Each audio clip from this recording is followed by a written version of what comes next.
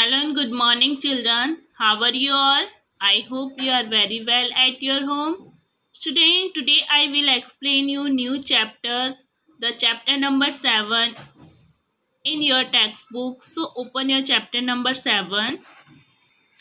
Our chapter number 7 is saying without speaking. It means बिना बोले ही students आपको बताना है. ठीक है, तो यहाँ पे आपको स्पीकिंग तो करना है, लेकिन कुछ कहे बिना ही आपको स्पीकिंग करना है. Okay, so here let us play game डम कैडेट्स. हम एक गेम्स खेलते हैं स्टूडेंट्स. ये डम कैडेट्स जो होता है स्टूडेंट्स, उसमें ये एक गेम होता है जिसमें आपको बिना बोले ही, डम कैडेट्स में आपको बिना बोले ही स्टूडेंट्स गेम खेलना होता है. ठीक है, उस गेम को सीक्रेट रखना होता है और उसे एक्शन के थ्रू बताना होता है. So here we read first paragraph. See and listen carefully. Let us play game. चलो हम एक गेम खेलते हैं. इन दिस गेम्स, इस गेम में everyone has to let other know what they want to tell without speaking. चलो students, हम एक गेम खेलते हैं, लेकिन इस गेम में सभी को यह बात का ध्यान रखना है कि जो भी आपको बताना है वो बिना बोले बताना है. Divide childrens into small groups. चलो हम बच्चों को एक स्मॉल ग्रुप में डिवाइड करते हैं. योर टीचर मीन्स जैसे कि मैं. Your teacher will give each groups. आपकी जो टीचर्स होगी वो आपको एक एक ग्रुप्स देंगी. A piece of paper with a situation written on it. और आपको एक पीस ऑफ पेपर देगी, एक पेपर देगी स्टूडेंट्स, जिसमें आपको उस पेपर के अंदर आपको रिटर्न वर्क करना है.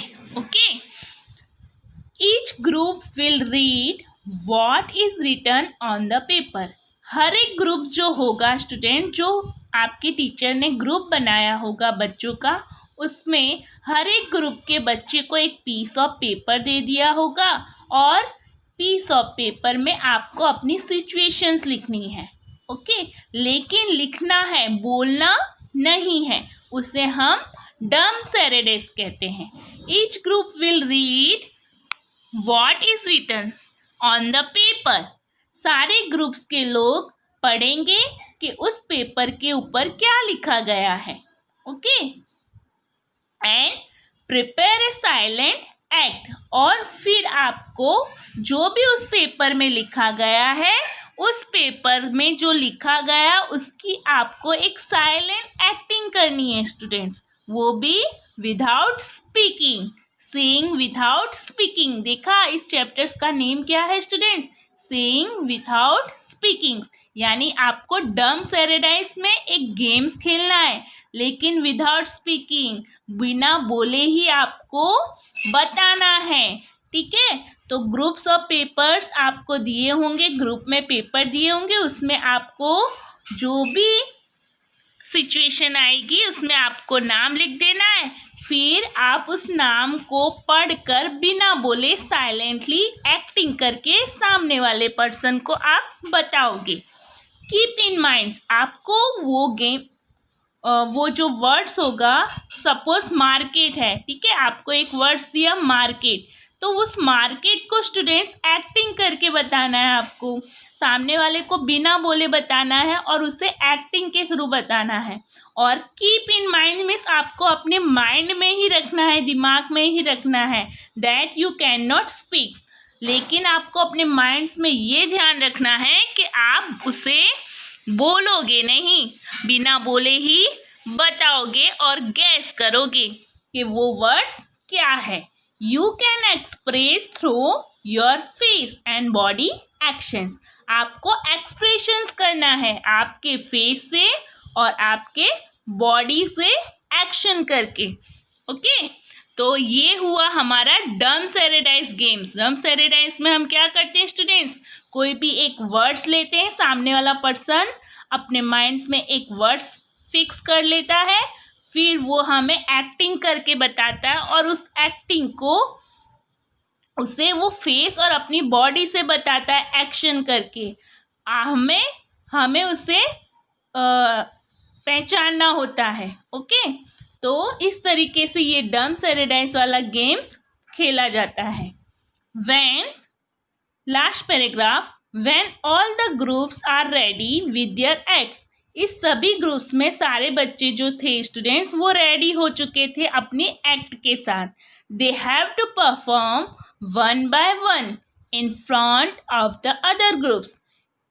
अब जो बच्चे थे ग्रुप में वो रेडी हो चुके थे स्टूडेंट्स बताने के लिए, और वो वन बाय वन मीन्स एक एक करके अपने ग्रुप के सामने परफॉर्म कर रहे थे, एक्टिंग कर रहे थे। The others will have to guess, और जो दूसरे लोग थे सामने खड़े हुए थे वो गेस कर रहे थे, वो उन्हें पहचान रहे थे। The other will have to guess what is being acted out. जैसे कि मैं आपके सामने स्टूडेंट्स कोई भी वर्ड्स की एक्टिंग करूं और आप मेरे सामने खड़े हैं तो आप गेस करोगे ना। तो उसी तरीके से इस ग्रुप्स में कुछ ग्रुप्स के बच्चे थे वो एक्टिंग कर रहे थे और उनके सामने खड़े हुए दूसरे ग्रुप्स के जो चिल्ड्रन थे वो गैस कर रहे थे।